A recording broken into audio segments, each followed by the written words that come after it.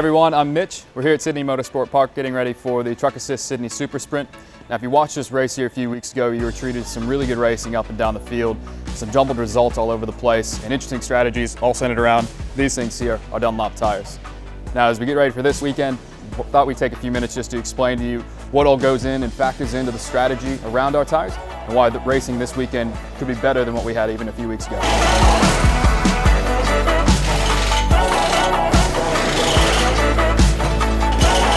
Across the weekend, we only have 20 tires to manage across the entire weekend. We have 3 sets of our hard Dunlop tire with the yellow font and 2 sets of our Dunlop softs with the white font. Now the softs are a little bit quicker out on track because they grip the road a bit better, but they will wear off quicker than these hard tires.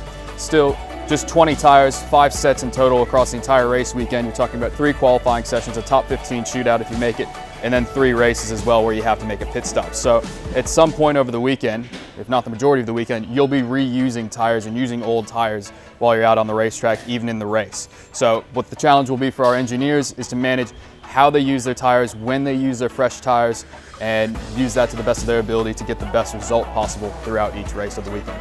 Now if the rain starts falling, everything goes out the window and we take on the Dunlop wet tires with the treaded compound to handle the wet surface out on the racetrack. Now Sydney Motorsport Park is what we call an extreme deg track. And the reason for that is that this circuit is made up of some very long corners that the cars take at high speeds. So it's a lot of force and load that the tires take as they go through the corners.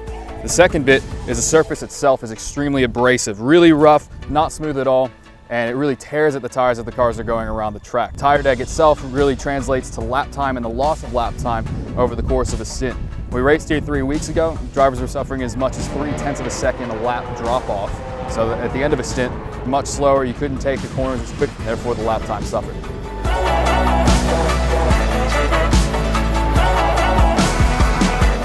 Another thing to consider through all this is our pit stop times when the cars go and visit the lane. Each race over the weekend has 1 compulsory pit stop, but in an effort to simplify things as we get back to racing this year is our pit stop process. We only have 2 rattle guns now in each box, and there's no refueling allowed during the races, so you can only change 2 tires at a time. Now, changing 2 tires takes roughly about 4 to 5 seconds. Changing all 4 tires takes 8 to 9 seconds. And again, for our engineers and strategists, you really have to factor that into your total race time while you're out on the racetrack as well. It's longer you're sitting still in the pit box, but with 4 tires, you have more grip when you're out on the circuit. Right, so hopefully that covers off and you learned a few things about what we're looking at across the weekend in terms of tire management and tire degradation as we look to try to cross this line before the other 23 cars. Thanks for watching.